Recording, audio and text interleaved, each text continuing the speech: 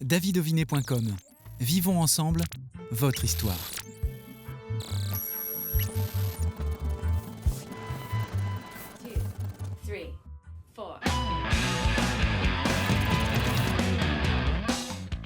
Bienvenue à toutes et tous, très heureux de vous retrouver pour un épisode consacré aujourd'hui à Mano.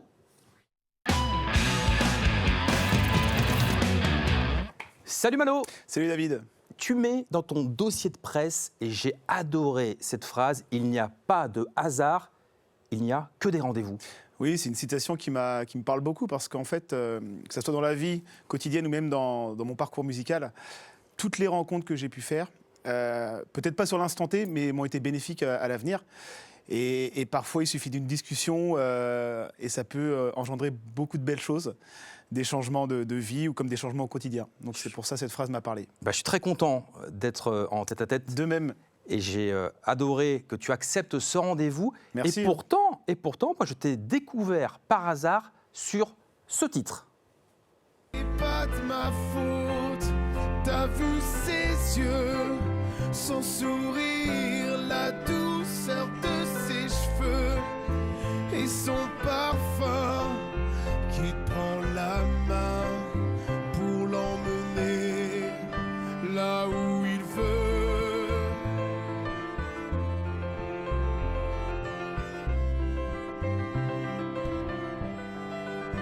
Là où il veut.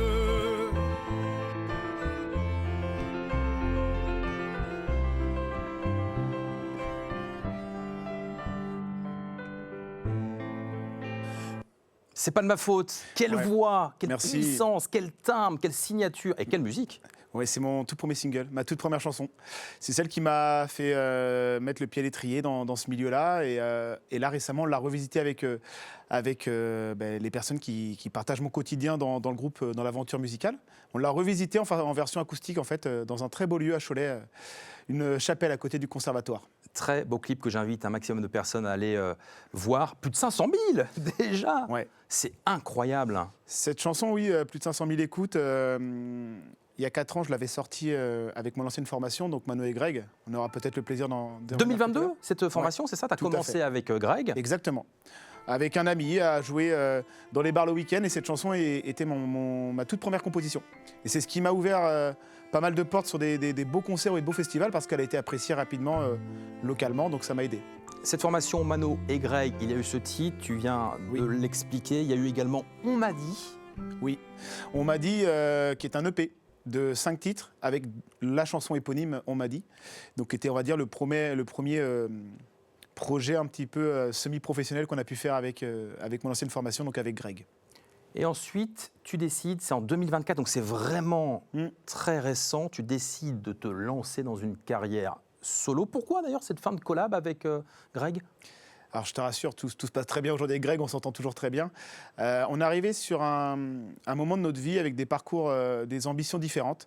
Il n'y a pas de meilleur ou de mauvais choix, c'est simplement des choix différents. Greg avait envie de lever le pied et moi j'avais envie au contraire d'accélérer, de me professionnaliser. On arrivait vraiment à une cadence de concerts, on tournait à 70-80 concerts à l'année, où ça devenait compliqué de concilier la musique et un travail à côté. Et donc, il y avait eu un choix à faire et donc, on s'entend toujours très bien. D'ailleurs, je lui passe le bonjour. Et voilà, c'est là que le projet Mano s'est lancé. C'est comme ça. Et c'est comme ça, c'est aussi le titre de ton premier titre en solo. Qu'est-ce que tu peux nous dire sur... Très belle transition déjà. Oui, premier single, c'est comme ça. C'est une chanson que j'avais déjà commencé à écrire et composer lorsque j'étais avec la formation Mano et Greg, qu'on avait joué 1 ou 2 concerts. C'est vraiment cette chanson de transition. Et qui m'a permis directement de lancer l'aventure Mano. Et un clip est venu avec l'équipe avec qui je partage toujours aujourd'hui la scène. Donc c'était notre premier projet. Après, tu as sorti Je m'élève. Oui. Meilleur qu'hier. Tout à fait. Pourquoi cette envie, dans ces titres, dans l'écriture, parce que tu écris, pourquoi cette remise en question, cette envie d'être toujours meilleur qu'hier? On va dire qu'avec ce changement radical qui a été le fait de tout quitter pour la musique, j'ai vraiment eu cette ambition, et cette ambition encore à l'avenir, de devenir une meilleure version de moi-même. Donc c'est-à-dire j'ai vraiment, je pense, une phobie d'avoir des regrets, des craintes pour plus tard, d'avoir peut-être aussi gâché du temps dans le passé. Et donc aujourd'hui, meilleur qu'hier, ça résume totalement mon mindset, en fait, mon envie de toujours progresser, d'avoir de la création, du contenu. Et je suis hyper reconnaissant de ces personnes qui me suivent au quotidien. Donc j'ai toujours envie d'avoir quelque chose de nouveau et de qualitatif à proposer. Donc voilà, on essaye toujours de devenir meilleur qu'hier, quoi. Est-ce que tu as des regrets par rapport à ce passé? Tu t'es lancé tardivement, Très tardivement, ouais. Après, autodidacte sur la guitare. j'ai pas de regrets par rapport à ce chemin musical parce qu'il est, il est comme il est et avec ses qualités et ses défauts. J'ai un chemin totalement différent de la plupart de personnes. Enfin, on va dire, j'ai pas de contact dans la musique, dans la famille, etc. Ça c'est venu vraiment tardivement.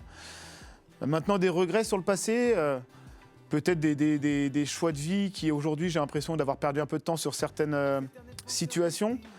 Mais au final, est-ce que c'est pas ça le secret de la vie, d'avoir des plus ou moins bien, des actions qui sont plutôt là positivement ou négativement, qui font qu'on avance et qu'on grandit, quoi. L'essentiel est là, c'est qu'aujourd'hui, tu as bel et bien démarré cette carrière solo avec cette influence. Tu parlais de tes parents. Ton père, lui, c'était plutôt Brel. Ta maman, c'était plutôt Goldman. Exactement. C'est eux qui t'ont mis quand même l'envie de faire de la musique? Alors grâce à eux, j'ai eu le plaisir d'écouter de la chanson française dès mon plus jeune âge. De la bonne chanson française. La bonne chanson française. Alors là, on est sur vraiment deux pointures en plus, des artistes que j'écoute toujours actuellement et que j'adore. Donc j'ai été rapidement, on va dire, j'ai eu cette chance et ce plaisir à la maison de pouvoir entendre de la musique française, quotidiennement.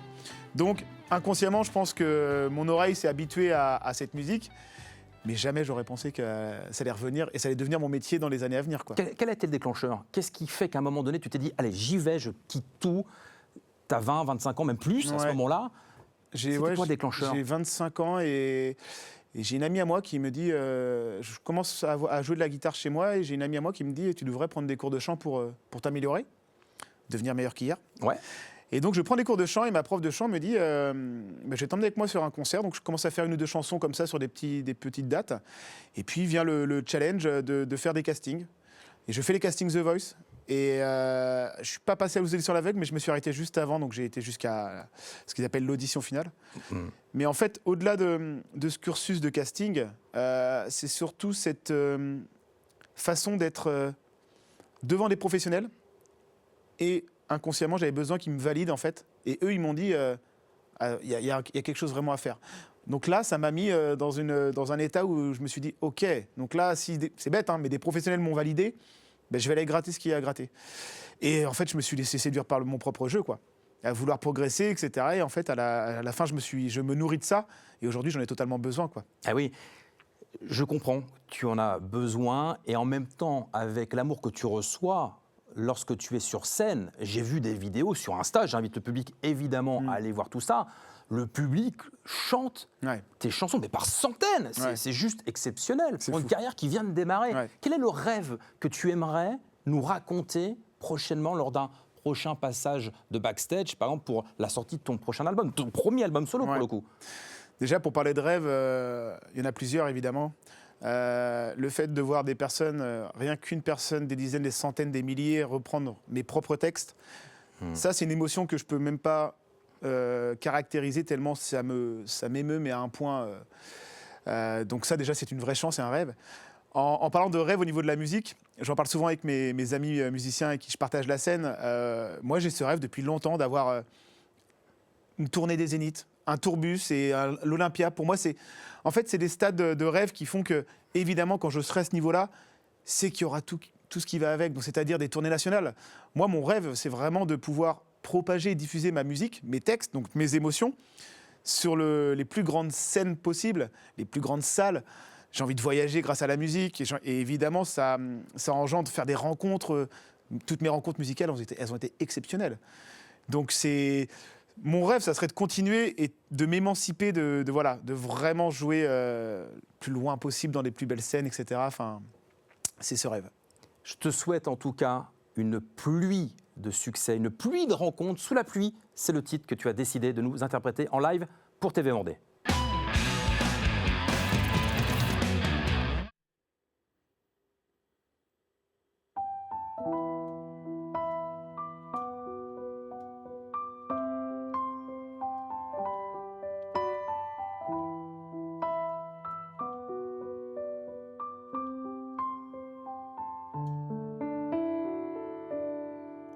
a ces cœurs qui se perdent et ces sourires qui se ferment, ces tableaux qui nous achèvent.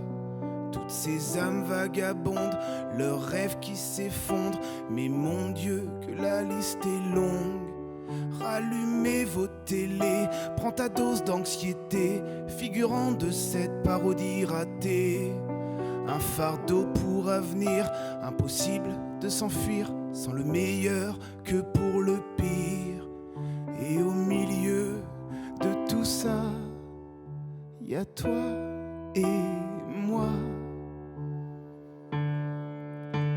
On ira danser quand le monde fera naufrage, ensemble s'amuser du plus violent orage.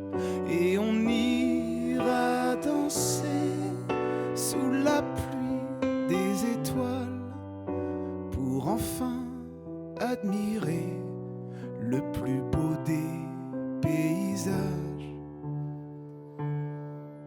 C'est une aube nouvelle sur les cendres du monde, une nouvelle aubaine chaque seconde. J'irai voguer sur les mers inachevées, j'irai voler par-delà les contrées. Je serai nouveau-né, loin du monde des damnés, sur cette terre immaculée. Je ne marcherai sur les traces de personne. Et puis si je me sens un peu seul, au milieu de tout ça, y a toi et moi.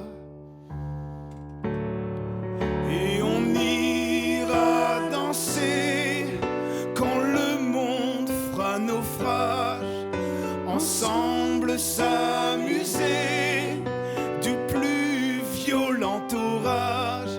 Et on ira danser sous la pluie des étoiles pour enfin admirer le plus beau des paysages.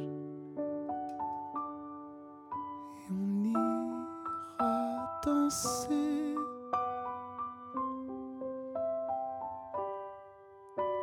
ensemble s'amuser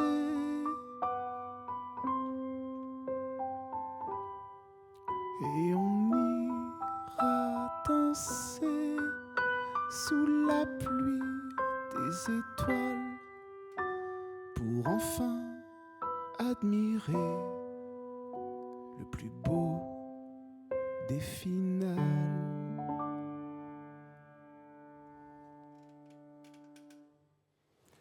Sous la pluie de Mano, quelle signature vocale, bravo pour ce live qui va prochainement, ce titre, sortir en clip. Tout à fait, dans les quelques jours à venir.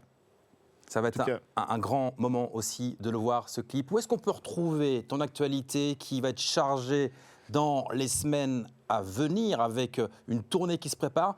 Où est-ce que tu invites le public qui nous regarde à te retrouver? Alors, le plus rapide, ça va être sur les réseaux sociaux, évidemment, pour avoir aussi toutes les dates et d'avoir un petit peu l'approche de l'univers.